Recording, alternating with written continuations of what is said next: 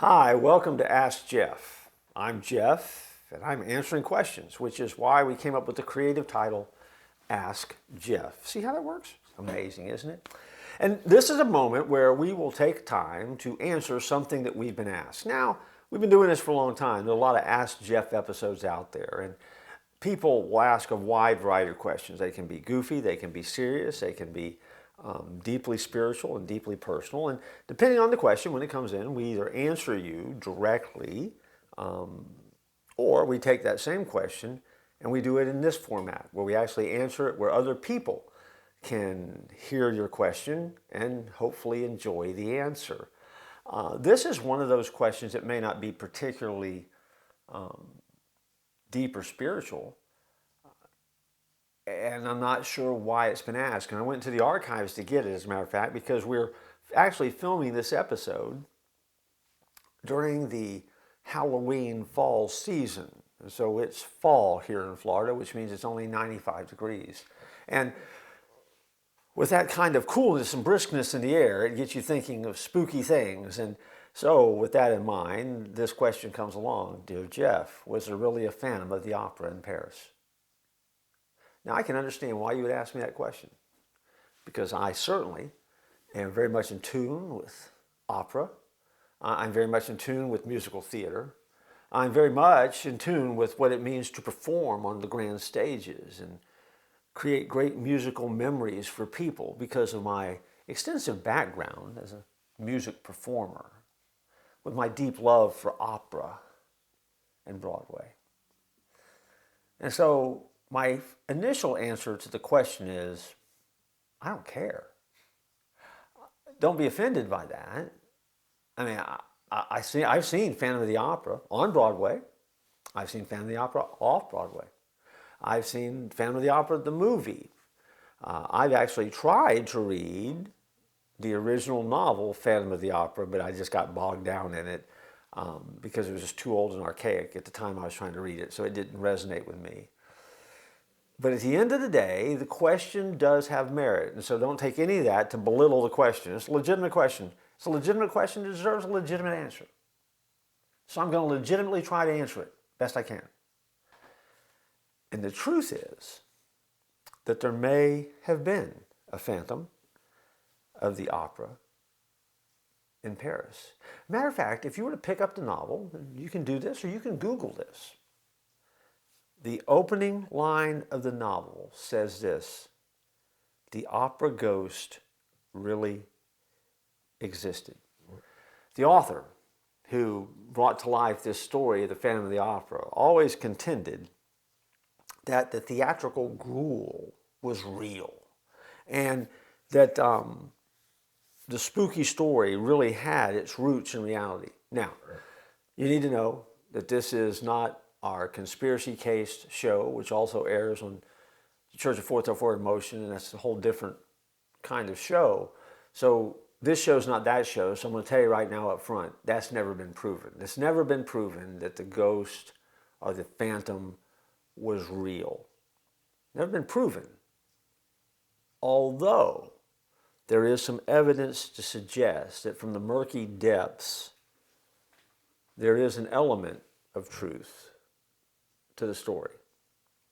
See, in the Gothic romance that's set in Paris, there is a lake in the base or the bowels. Beneath the cellar, there in the opera house where Eric, the Phantom, lives. And he spent his entire life down there. He has a beautiful voice and he's listened to all of the operas and all the performers. And so what you need to know is that in the Paris Opera House, the creepy lake actually does exist. And so when they were trying to lay the concrete foundations back in 1861, it came to light that the building would have to be set above an arm of the river running through Paris.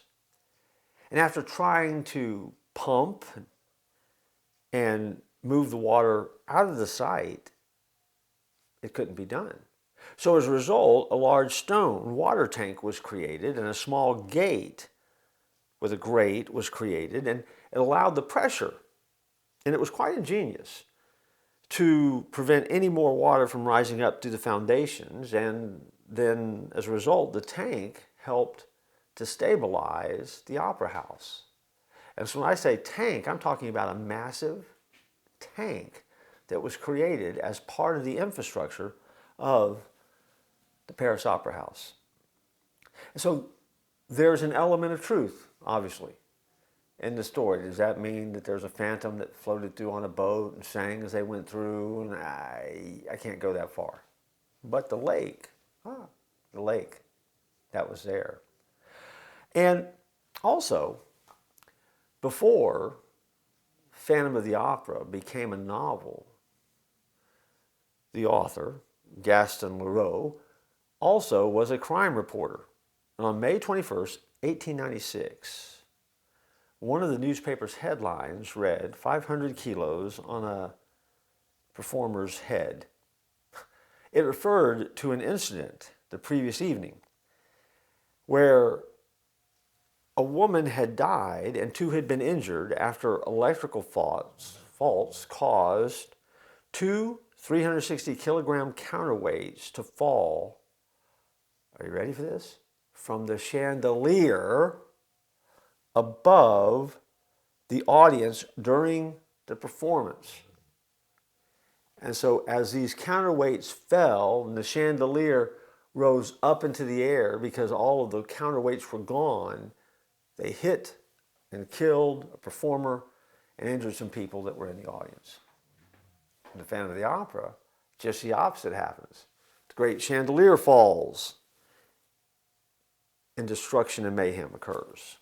And it becomes a distraction that allows Eric to kidnap Christine and take her into the lake and move on. And so what really happened there in the Paris Opera House? Well, a couple of events that a creative author apparently took and wove together, a blend of fact written with fiction that becomes faction. That's not a bad way to write a book, by the way. It's a really good idea, by the way, because some of the best stories have their roots in some type of truth that's out there. And so in your life, make sure that you take the time to ask yourself the question, is there any truth into what I'm hearing? Or is it simply just a good story? Nothing wrong with a good story. Good stories are fun, they're entertaining, and you can learn a lot from them. But that story has a little bit of truth. Then it becomes a little bit more intriguing, and you need to pay a little bit better attention. So it's not that bad of a question. So I've changed my mind. I do care about the question. I like it a lot. It didn't change my life, but I like it a lot. And hopefully this enhances your love for musical theater. And you're going to be motivated to go out and watch Phantom of the Opera. And if not, that's okay. Just watch us tomorrow night. We'll be back on the same time. And you can stream us on demand whenever you want. I look forward to joining you next time.